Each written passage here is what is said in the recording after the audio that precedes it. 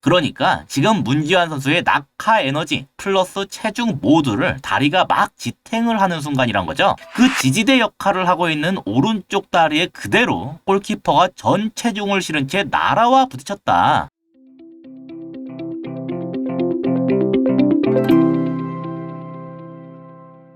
안녕하세요. 축구 보는 기자 축복입니다. 인천이 김포와 1대1 무승부를 거뒀는데요. 사실 인천의 동점골이 경기 막바지에 들어갔기 때문에 거의 패배하기 직전의 상황까지 몰렸었음에도 개인적으로 못 이겨도 괜찮으니까 이 경기가 빨리 끝나길 바랐었습니다. 더했다가는 선수들이 대거 이탈할지도 모르겠다고 생각했거든요. 이날 경기는 승점을 떠나서 얻은 것보다 잃은 게 더 크다고 생각하는데요. 먼저 좋은 것부터 잠깐 짚자면 왼쪽 윙어 자리에 바로우 대신 김보섭이 선발로 나왔는데 김보섭의 활약이 상당히 괜찮았던 겁니다. 바로우는 빠르면 다음 경기, 늦으면 다다음 경기 정도부터 나올 수 있는 컨디션이라고 하는데 김보섭이 이 정도로 좋은 모습을 보여준다면 경기를 운영하는 것에 있어서도 보다 유연함을 갖출 수가 있겠죠. 그럼 잃은 것은 뭐냐? 문지환이 무릎 부상으로 실려나갔다는 점이에요. 이따가도 다시 더 깊게 다루겠지만 인천 입장에선 상당히 치명적인 이탈일 수밖에 없는데 이 중앙 미드필더 자리에 대체자가 마땅치 않기 때문이에요. 문지환이 있어도 숫자가 부족하다고 생각하던 판국이었으니까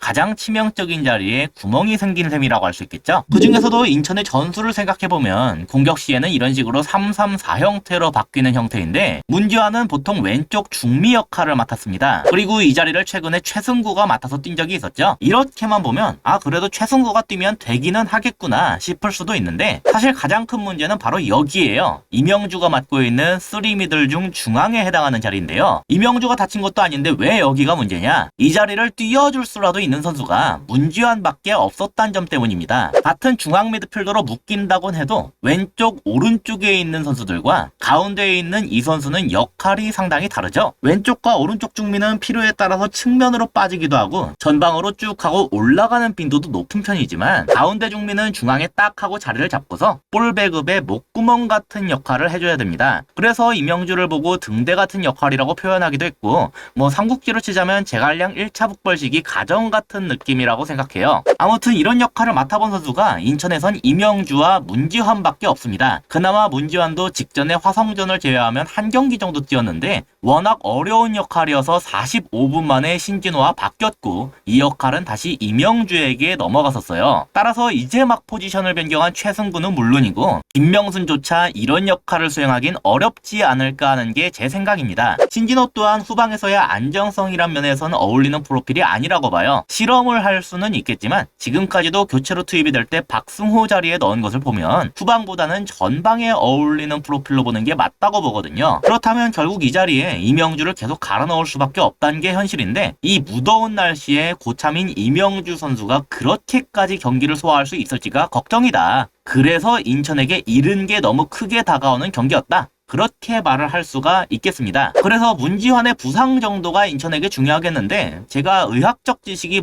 뛰어난 것이 아니라 확정적으로 말씀드릴 수는 없겠지만 일단 부상을 당하는 그림 자체는 굉장히 좋지 못하다고 봤어요. 예상이 틀리길 바라지만 암담한 결과가 나올 가능성이 높다고 생각하는데 일단 문지환이 슛을 하면서 붕 떠있는 상황이죠. 반대로 태클을 하는 김포 골키퍼의 모습도 보시면 완전히 공중에 붕 뜬 채로 이렇게 달려들고 있습니다. 그래서 사실 이렇게 서로 공중에 뜬 채로 부딪혔다면 차라리 부상 정도가 덜했을 수도 있겠다고 생각했어요. 그런데 부딪힐 때를 보시면 문지환의 다리는 지면에 막 착지를 한 직후인 걸 알 수가 있습니다. 그러니까 지금 문지환 선수의 낙하 에너지 플러스 체중 모두를 다리가 막 지탱을 하는 순간이란 거죠. 그 지지대 역할을 하고 있는 오른쪽 다리에 그대로 골키퍼가 전 체중을 실은 채 날아와 부딪혔다. 아마 순간적으로 문지환의 오른쪽 다리가 원래는 꺾이면 안 되는 방향으로 크게 휘어버렸을 겁니다. 여기에서도 문지환 선수의 발이 땅에 닿아 있는 걸 확인할 수가 있는데요. 다리가 가려져 있지만 대략 이런 식으로 지금 쭉 하고 뻗어 있을 텐데 여기에 골키퍼가 크게 벌린 양다리를 통해 그대로 충격을 받았기 때문에 문지환의 무릎이 이 에너지를 회피할 수 있는 조건 자체가 거의 없었다고 봅니다. 아마 그대로 무릎에 전해졌겠죠. 전형적으로 전방 십자인대와 반월판 등의 손상이 가해지는 그림이고 충격 방향에 따라서는 측부 인대까지도 손상이 있을 수 있겠네요. 정말 드문 일이지만 충격이 상상 이상으로 컸다면 후방 십자인대까지도 손상이 있을 수가 있는데 교통사고 수준의 충격이어야 하기 때문에 아마 거기까지 손상이 가진 않았을 거라고 생각이 듭니다. 과거 리버풀의 반다이크가 시즌 아웃을 당했을 때의 상황과 유사하다고 볼 수 있겠네요. 아마 의료진 쪽에서 이미 간이적인 체크는 직후에 했을 거라고 봐요. 전방 십자인대 문제 여부 자체는 장비 없이 움직여만 봐도 확인이 어느 정도 가능하거든요.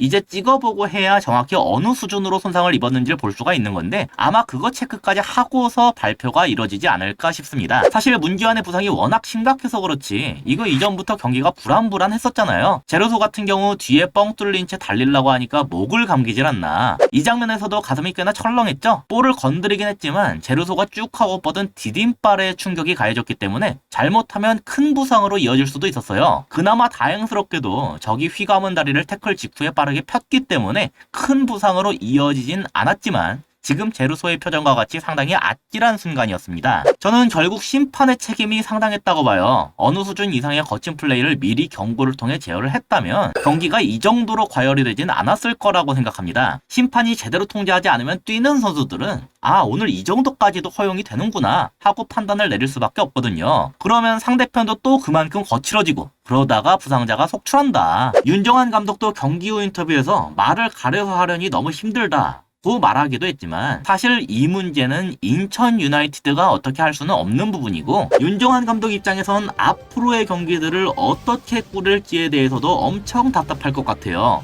인천에게 찾아온 커다란 고비라고 생각하고 팬들의 응원이 여느 때보다 더 절실한 순간이지 않나 싶습니다. 이상으로 오늘의 영상을 마치도록 하겠습니다. 시청해주셔서 감사합니다.